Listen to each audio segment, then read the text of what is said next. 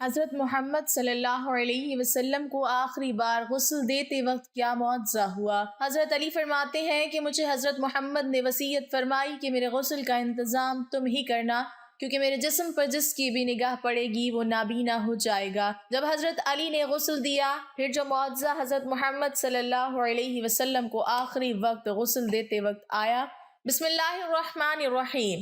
ناظرین، حضرت فاطمہ رضی اللہ تعالی عنہا فرماتی ہیں کہ میں حضور صلی اللہ علیہ وسلم کے سرہانے بیٹھی ہوئی تھی کہ کسی شخص نے السلام علیکم یا اہل بیت النبوہ کہہ کر اندر آنے کی اجازت طلب کی۔ میں نے کہا، اے اللہ کے بندے، اللہ تمہیں جزائے خیر دے، آپ صلی اللہ علیہ وسلم کو آرام کرنے دو۔ آپ صلی اللہ علیہ وسلم عبادت میں مشغول ہیں۔ آنے والے نے بلند آواز سے کہا، مجھے اندر آنے کی اجازت دے دو، کیونکہ اس کے بغیر کوئی چارہ کار نہیں ہے۔ اور اسی وقت میں آپ صلی اللہ علیہ وسلم نے اپنی آنکھیں کھولی اور سیدہ فاطمہ رضی اللہ تعالی عنہا سے فرمایا، تمہیں پتہ ہے تم کس سے باتیں کر رہی ہو؟ میں نے عرض کیا، نہیں حضور پاک صلی اللہ علیہ وسلم نے فرمایا، یہ ملک الموت ہے، انہیں اندر آنے کی اجازت دے دو۔ حضرت اسرائیل علیہ السلام اندر آئے اور آتے ہی السلام علیکم یا رسول اللہ کہا۔ پھر آپ صلی اللہ علیہ وسلم نے جواب میں وعلیکم السلام یا امین اللہ کہا۔ پھر حضرت اسرائیل علیہ السلام فرمانے لگے، مجھے اس ذات کی قسم ہے جس نے آپ کو پیغمبر بنا کر بھیجا ہے، یا رسول اللہ صلی اللہ علیہ وسلم، پہلے میں نے کبھی کسی سے اجازت طلب نہیں کی اور آئندہ بھی کسی سے طلب نہیں کروں گا۔ حضور صلی اللہ علیہ وسلم کے وصال شریف کے وقت جبرائیل علیہ السلام حاضر ہوئے اور عرض کرنے لگے، یا رسول اللہ صلی اللہ علیہ وسلم، آج آسمانوں پر آپ کے استقبال کی تیاریاں ہو رہی ہیں۔ اللہ تعالیٰ نے جہنم کے داروغہ مالک کو حکم دیا ہے کہ مالک میرے حبیب صلی اللہ علیہ وسلم کی روح مبارک آسمانوں پر تشریف لا رہی ہے، اس اعزاز میں دوزخ کی آگ کو بجھا دو، اور جنت کی حوروں سے فرمایا ہے کہ تم سب سجو سنورو، اور فرشتوں سے فرمایا کہ تعظیم روح مصطفیٰ صلی اللہ علیہ وسلم کے لیے صف بصف کھڑے ہو جاؤ۔ اور اللہ تعالیٰ نے مجھے حکم فرمایا ہے کہ میں آپ صلی اللہ علیہ وسلم کی خدمت میں حاضر ہو کر آپ کو بشارت دوں کہ تمام انبیاء اور ان کی امتوں پر جنت حرام ہے، جب تک کہ آپ اور آپ صلی اللہ علیہ وسلم کی امت جنت میں داخل نہ ہو جائے، اور کل قیامت کو اللہ پاک آپ کی امت پر آپ کے طفیل اس قدر بخشش اور مغفرت کی بارش فرمائے گا کہ آپ راضی ہو جائیں گے۔ وفات کے وقت حضور صلی اللہ علیہ وسلم نے ملک الموت سے فرمایا، اے ملک الموت، مجھے اپنے رب کی ملاقات کا شوق ہے، اب تم جس کام کے لیے آئے ہو وہ کام کرو۔ ملک الموت نے فرمایا کہ مجھے حکم ہے کہ اگر آپ صلی اللہ علیہ وسلم کی مرضی ہو تب ہی روح مبارک قبض کروں۔ حضور صلی اللہ علیہ وسلم نے ملک الموت کو روح قبض کرنے کی اجازت دے دی۔ ملک الموت نے روح مبارک قبض کرنی شروع کر دی۔ موت کی تکلیف سے حضور صلی اللہ علیہ وسلم کی پیشانی پر پسینہ آیا۔ سکرات کی تکلیف شروع ہوئی تو فرمایا، اے اللہ، موت کی بڑی سخت تکلیف ہے، اے اللہ تو ہی موت کی تکلیف کو آسان کرے گا۔ مٹی کے پیالے میں پانی بھر کر رکھوایا، موت کی گھبراہٹ میں بار بار پانی میں ہاتھ ڈالتے اور وہ ہاتھ اپنے منہ پر پھیرتے اور فرماتے، اے اللہ مجھے اپنے پاس بلا لے۔ حضرت فاطمہ رضی اللہ تعالی عنہا نے کہا، یا رسول اللہ صلی اللہ علیہ وسلم، آج آپ کو بہت تکلیف ہے۔ پھر آپ صلی اللہ علیہ وسلم نے فرمایا، اے فاطمہ، آج کے بعد تیرے بابا پر کوئی تکلیف نہیں ہوگی۔ اے فاطمہ، جب میرا انتقال ہو جائے تو تم انا للہ و انا الیہ راجعون کہنا۔ پھر فرمایا، اے ملک الموت، تم اپنا کام پورا کرو۔ پھر آپ صلی اللہ علیہ وسلم کو نزع کی تکلیف زیادہ ہوئی۔ پھر حضرت جبرائیل علیہ السلام نے حضور صلی اللہ علیہ وسلم کی طرف سے اپنا منہ پھیر لیا۔ حضور صلی اللہ علیہ وسلم نے فرمایا، اے جبرائیل، کیا اس وقت میرا منہ تمہیں اچھا معلوم نہیں ہوتا جو تم نے منہ پھیر لیا؟ پھر حضرت جبرائیل علیہ السلام روئے اور عرض کرنے لگے، یا رسول اللہ صلی اللہ علیہ وسلم، کس دل سے آپ کی نزع کی حالت دیکھ سکتا ہوں؟ پھر حضور صلی اللہ علیہ وسلم نے فرمایا، اے لوگو، دیکھو نماز کی حفاظت کرنا۔ یہ فرما کر پھر رسول اللہ صلی اللہ علیہ وسلم نے فرمایا، یا رب امتی۔ یہ کہتے کہتے آپ صلی اللہ علیہ وسلم کی جان سینے تک پہنچ چکی تھی، نیچے کے جسم کی جان نکل چکی تھی، مگر امت گناہگار کا کلمہ منہ پر جاری تھا۔ حضرت جبرائیل علیہ السلام نے عرض کیا، رب العالمین فرماتا ہے کہ اس امت کی اس قدر محبت آپ کے دل میں کس نے ڈالی؟ تو تو آپ صلی اللہ علیہ وسلم نے فرمایا اللہ تعالیٰ فرماتا ہے کہ آپ صلی اللہ علیہ وسلم کی امت پر 1000 درجے آپ سے زیادہ مہربان ہے۔ اے نبی صلی اللہ علیہ وسلم، تم اپنی امت کو میرے سپرد کر کے موت کی تکلیف کو آسان کیجئے۔ تو یہ سن کر آپ صلی اللہ علیہ وسلم نے فرمایا کہ اب میرا دل ٹھنڈا ہوا، اور آپ صلی اللہ علیہ وسلم نے فرمایا اب مجھے بلا لے۔ پھر بے ہوشی طاری ہوئی اور ماتھے پر مشک کی خوشبو کا پسینہ جاری ہوا۔ ناظرین، یہ رات کا وقت ہے۔ حضرت محمد مصطفیٰ صلی اللہ علیہ وسلم نزع کی حالت میں ہیں اور حجرہ مبارک میں ہیں۔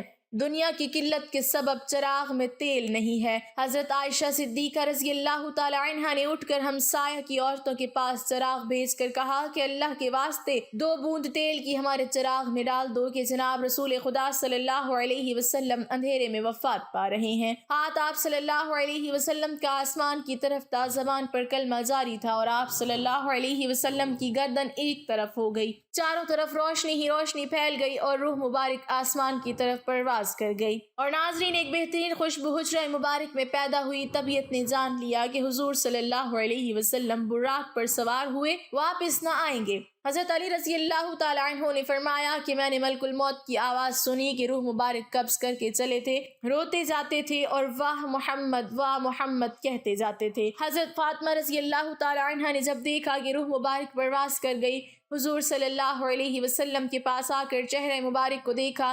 آپ صلی اللہ علیہ وسلم آرام فرما رہے تھے، ماتھے پر پسینہ تھا، اور حضرت فاطمہ رضی اللہ تعالی عنہ نے پکارا، اے نبی صلی اللہ علیہ وسلم، رب کا بلاوا منظور کر لیا، ہم کو چھوڑ کر اپنے رب کے پاس چلے گئے۔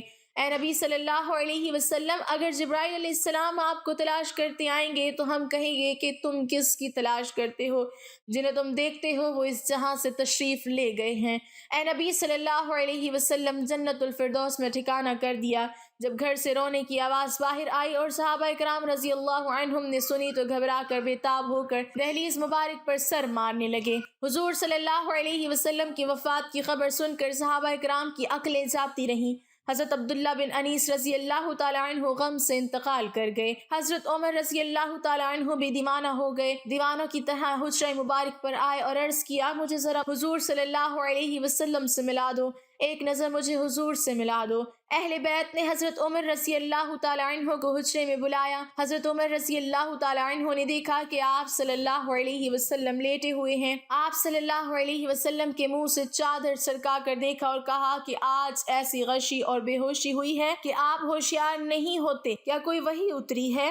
حضرت عمر رضی اللہ تعالی عنہ نے اپنی آنکھوں سے دیکھ لیا، مگر ان کے دل کو یقین نہیں ہوا کہ آپ صلی اللہ علیہ وسلم وفات پا گئے ہیں۔ جب رسول اللہ صلی اللہ علیہ وسلم کا وصال ہوا تو آپ صلی اللہ علیہ وسلم کے غسل کے متعلق سوال پیدا ہوا کہ آپ صلی اللہ علیہ وسلم کو عام آدمیوں کی طرح برہنہ غسل دیا جائے یا پھر کپڑے میں تمام موجود لوگوں پر خواب کا غلبہ ہو گیا، جہاں تک کہ تمام اپنے اپنے سینوں پر تھوڑیاں رکھ کر آرام کرنے لگے۔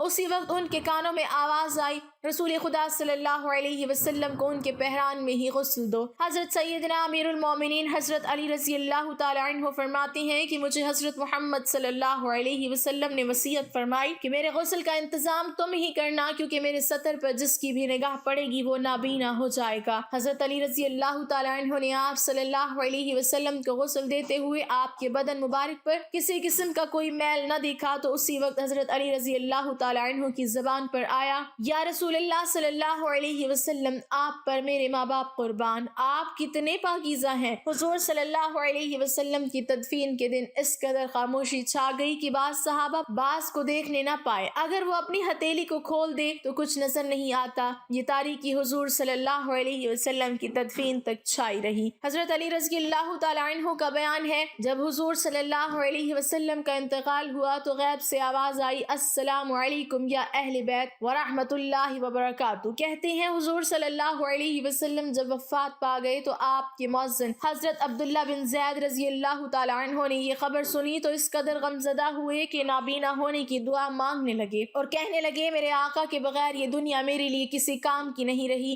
آپ اسی وقت نابینا ہو گئے۔ لوگوں نے کہا، تم نے یہ دعا کیوں مانگی؟ تو انہوں نے فرمایا کہ لذت نگاہ تو آنکھوں میں ہے، مگر حضور صلی اللہ علیہ وسلم کے بعد اب میری آنکھیں کسی کے دیدار کا شوق نہیں رکھتی۔ حضرت علی رضی اللہ تعالیٰ عنہ کہتے ہیں جب ہم حضور صلی اللہ علیہ وسلم کو دفن کر رہے تھے تو ایک اعرابی آ کر حضور صلی اللہ علیہ وسلم کی تربت پر لیٹ گیا اور کہتا تھا یا رسول اللہ صلی اللہ علیہ وسلم آپ نے حکم دیا اور ہم نے سنا، آپ نے قرآن کریم اللہ تعالیٰ سے سیکھا اور ہم نے آپ سے سیکھا۔ اللہ تعالیٰ نے فرمایا اگر یہ لوگ اپنی جانوں پر ظلم کریں اور آپ کی بارگاہ میں حاضر ہو کر اللہ تعالیٰ سے استغفار کریں اور اللہ کے رسول صلی اللہ علیہ وسلم ان کی بخشش طلب کریں تو وہ اللہ کو بہت توبہ قبول کرنے والا اور رحم کرنے والا پائیں گے۔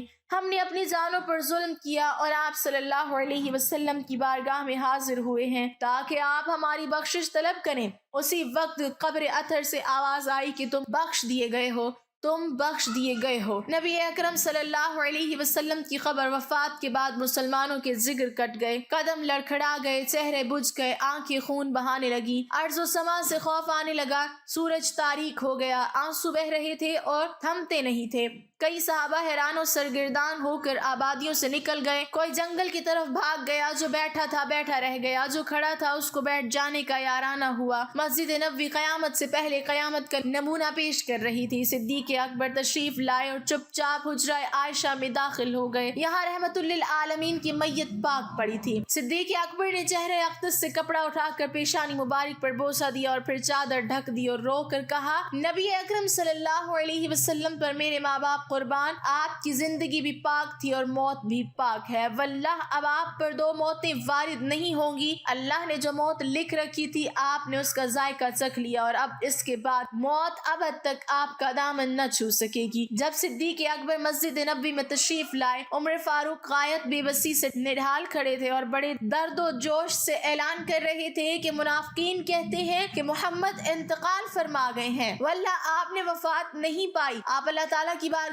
میں موسیٰ علیہ السلام کی طرح طلب کیے گئے ہیں جو 40 روز غائب رہ کر واپس آ گئے تھے۔ اس وقت موسیٰ کی نسبت بھی یہی کہا جاتا تھا کہ آپ وفات پا گئے ہیں، خدا کی قسم محمد بھی انہی کی طرح دنیا میں واپس تشریف لائیں گے اور ان لوگوں کے ہاتھ پاؤں کاٹ دیں گے جو آپ پر وفات کا الزام لگاتے ہیں۔ صدیق اکبر نے عمر فاروق کا کلام سنا تو فرمایا عمر سنبھلو اور خاموش ہو جاؤ۔ جب عمر فاروق اپنی وارفتگی میں بہتے چلے گئے تو صدیق اکبر نہایت دانش مندی کے ساتھ ان سے الگ ہٹ گئے اور خود گفتگو شروع کر دی۔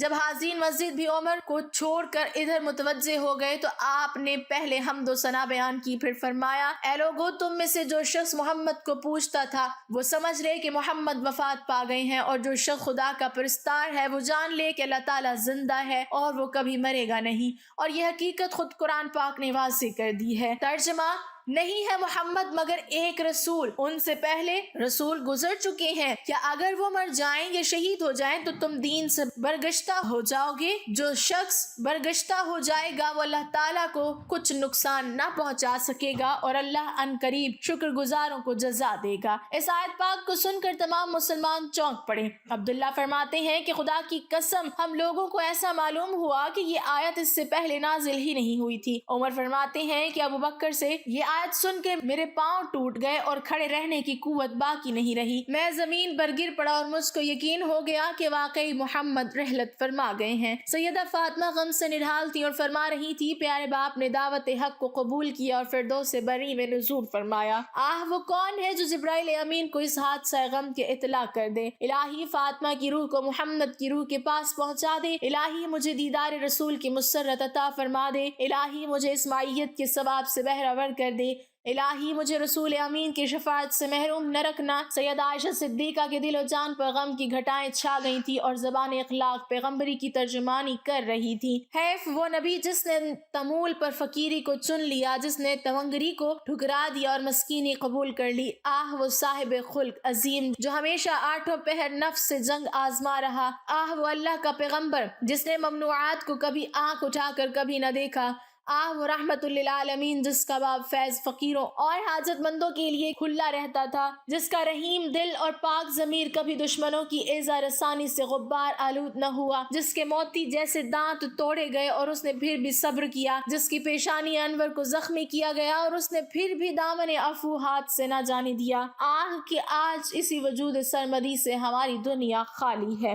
اللہ تعالی ہمیں حضور صلی اللہ علیہ وسلم کے نقش قدم پر چلنے کی توفیق عطا فرمائے اور ہمیں ان کی سنت پر عمل کی توفیق عطا فرمائے، آمین۔ ناظرین، کمنٹ باکس میں اللہ تعالیٰ کے 99 ناموں میں سے ایک نام ضرور ٹائپ کریں۔